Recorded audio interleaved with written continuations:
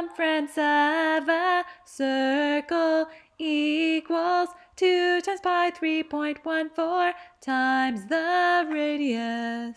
The circumference of a circle equals 2 times pi 3.14 times the radius.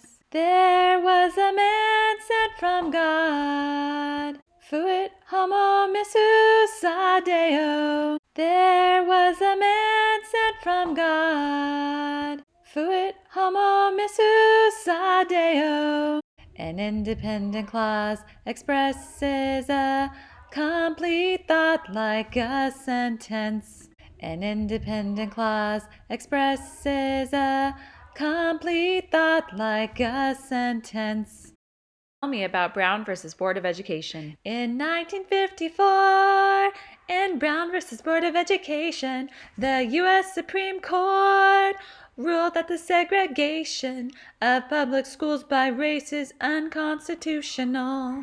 In 1954, in Brown versus Board of Education, the U.S. Supreme Court ruled that the segregation of public schools by race is unconstitutional. This is CC Cycle 3, Week 20, History. Tell me about Brown versus Board of Education. So you're going to start in 1954, so you're going to hold up 4 fingers. In 1954, Brown versus Board. So you're going to show a V, but one of the fingers of the V is Brown, the other one is Board. Brown versus Board of Education. The U.S. Supreme, to show Supreme, your thumbs up, Supreme Court, like the balanced scale, ruled that the segregation, so like 2 groups here, the segregation, and you're going to take them away. The segregation of public schools by race, this is where you go, by race is unconstitutional. So you hold a C with one hand, unconstitutional. What do the heavens declare? The heavens declare the glory of God. The skies proclaim the work of his hands. Psalm 19:1. Psalm 19:1. What do the heavens declare? The heavens declare the glory of God. The skies proclaim the work of his hands. Psalm 19:1. Psalm 19:1. This week, we will be learning about canals, and all of them are on the East Coast.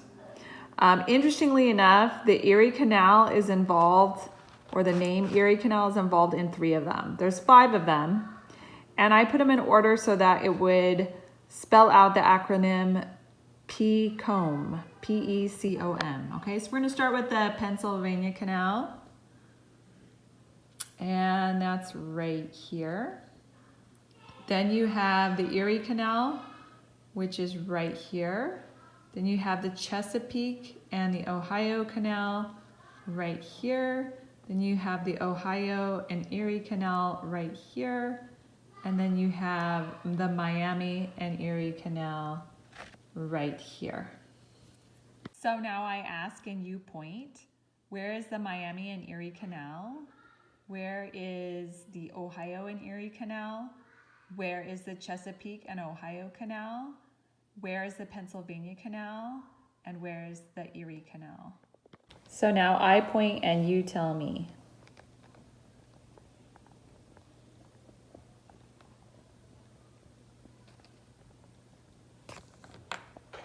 And here is our new song for this week. New York is crossed by the Erie Canal. 15 years on the Erie Canal. Pennsylvania has its own canal. Chesapeake, Ohio, Maryland's canal. Ohio and Erie flow down from Lake Erie in Ohio. Miami and Erie, a short canal. North and South, Ohio's western canal. 15 years on the Erie Canal. Columbus sails to the Caribbean. 1500 AD, 1500 AD. Age of absolute monarchs, circa 1500 to circa 1800. Protestant Reformation, Spanish conquistadors in the Americas, Calvin's Institute of the Christian Religion, Council of Trent, Baroque period of the arts, Japan's isolation, Jamestown and Plymouth colony founded. Age of Enlightenment, circa 1650 to circa 1800. Hudson Bay Company, First Great Awakening, classical period of the arts, the 7 Years' War. Yes. Timeline, timeline, this is my timeline. Age of Industry, circa 1760 to circa 1969. James Cook sails to Australia and Antarctica. American Revolution and General George Washington. Madison's Constitution and the Bill of Rights. French Revolution, the Second Great Awakening. Louisiana Purchase and Lewis and Clark Expedition. Napoleon, crowned Emperor of France. Liberation of South America. The War of 1812, the Missouri Compromise. Immigrants flock to America. The Monroe Doctrine, romantic period of the arts. Cherokee Trail of Tears, U.S. westward expansion. Marx publishes the Communist Manifesto. The Compromise of 1850 and the Dred Scott Decision. U.S. restores trade with Japan. British Queen Victoria's rule over India. Darwin publishes The Origin of Species. Lincoln's War between the states, reconstruction of the southern states, Dominion of Canada, Otto von Bismarck unifies Germany, wars in Africa, the Spanish-American War, the Progressive Era, yes. Australia becomes a Commonwealth, Mexican Revolution, World War I and President Wilson, Lenin and the Bolshevik Revolution in Russia, U.S. evangelist Billy Graham, modern period of the arts, the Great Depression, and the New Deal. This is CC Cycle 3, Week 20, Timeline Hand Motions. And it starts out with Australia becomes a Commonwealth. So the sign for Australia is a kangaroo. So you're going to do your middle finger and your thumbs together and you're going to kind of jump them. So Australia becomes a Commonwealth. Mexican Revolution, you're going to take 3 fingers and you're going to kind of go across your, right underneath your nose like a mustache. Mexican, and then Revolution, you're going to make an R sign and rotate them. Mexican Revolution. World War I and President, this is a sign for President Wilson. Then you have Lenin and Bolshevik Revolution in Russia. Here's your sign for Russia. U.S. evangelist is evangelist like a preacher, so it's like you're talking out. U.S. evangelist Billy Graham, B sign and G sign. Then you have a modern period of the arts, and it was a time of like randomness in art. So this is kind of to show randomness, modern art. And then the last one is the Great Depression. And we usually show great up this way because it's depressing. You would come down. So the Great Depression and the New Deal, like you're handing out cards. So let's start from the beginning. Australia becomes a Commonwealth, Mexican Revolution, World War I and President Wilson, Lenin and the Bolshevik Revolution in Russia, U.S. evangelist Billy Graham, modern period of the arts, and the Great Depression and the New Deal. Hi, Trenton and Brianna. Hey. Hi. So again, this week we're going to be studying probability. Do you remember what probability was? Yeah. What was that? It was determining which which side. Which side? Okay, so it's the mathematical study of chance. So what's the chance that you would get a certain outcome, right? Yeah. And then we had probability equals desired Look at my outcome. nails. Oh yeah, glamour girl. Desired outcome over total outcomes. And the reason we study probability is it helps us understand why things could happen or could not just happen. Okay? So for example, I have 4 poker chips. 3 of them are white and 1 is blue. So what is the probability that if I had them in my hand and you were going to pick one out, that you would get the blue one? 25%. 25%, that's right. And why is that? Because what's the desired outcome? 1. We only have 1 blue chip, right? Brianna's going to hold up our blue chip for us. But we have 4 chips total. So 1 over 4 is 1/4, which is equal to 25%. Yeah. All right, so today we're going to do something on a much larger scale. So I have a bag of 100 chips.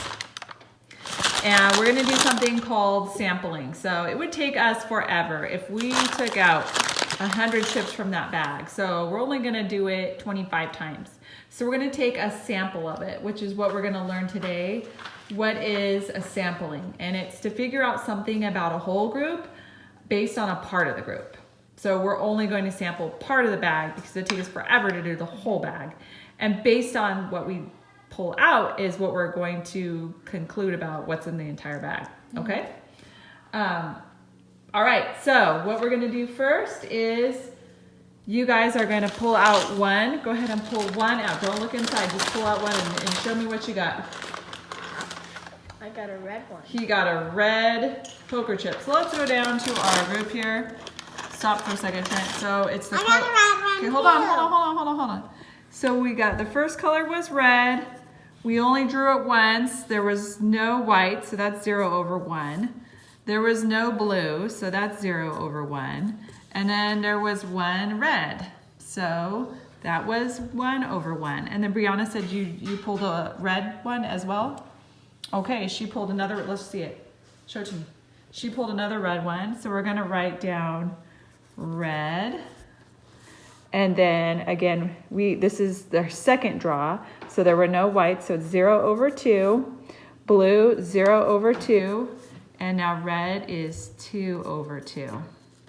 Okay, let's pull out one more, Trent. Okay.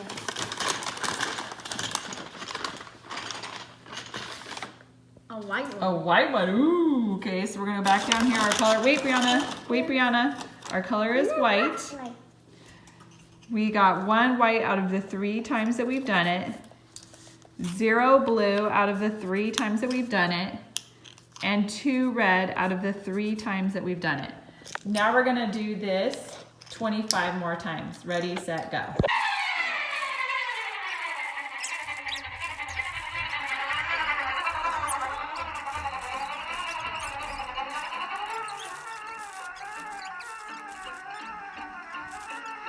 Okay, so here are the results for the white. We got 32 over 100, which is 32%. So we had 8 over 25. We rounded that to move that up to 32%. 2 over 25 was our final for blue, I believe. So that ended up being 8%. And then for the red, it was 15 over 25, which converts to 60 over 100, 60%. Yeah, so 32% white, 8% blue, and 60% red. So do you know what I really put in the bag? You want to know? I put 50 red ones in the bag. 20 blue, and 30 white. What? Yep, so we thought that there's only 8% of that blue, but really 20% were blue. So is probability always right? No. No, it just gives us a guesstimate of what we think, but it's not always right. It could be wrong.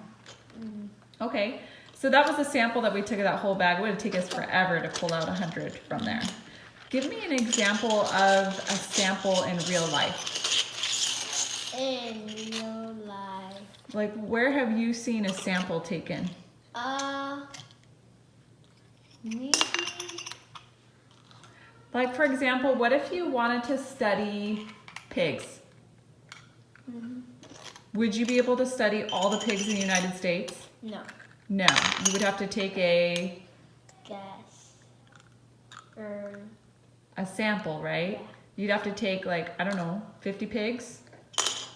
And then from there, whatever your results are, guesstimate what all pigs in the United States do or eat or something like that. How about ice cream? Like, for example, maybe you couldn't pull every child in the United States how many of them liked chocolate ice cream, but you could pull your classroom, right? And from 30 kids, you could say, well, out of this group of 30, 50% wanted chocolate ice cream. So therefore, there's a high chance or likelihood that 50% of the children in the United States like chocolate ice cream. Yeah. So where could we use, how is sampling helpful? It helps us give us it helps us give us guesses or well, not guesses, but Can I take a bubble gives us a bath? hypothesis of what things are in the world without like Can I get out now? getting all of them. That's right. So it gives us information of something on a large scale that maybe we couldn't do. So we would use the smaller scale to determine what we think the large scale would look like. All right, very good. Thank you, Trenton. Thank you. This week, we will be discussing the composer Tchaikovsky, who at the age of 5 started playing piano and could read music better than his teacher within 3 years. His mother died when he was 14 years old of cholera, which put him into a deep depression. The most autobiographical of all Tchaikovsky's works is the one we will be listening to this week, Symphony No. 6. It's also his greatest achievement. The musical notes show anguish that he experienced also during the last months of his life. It was thought that he also died of cholera at the age of 43.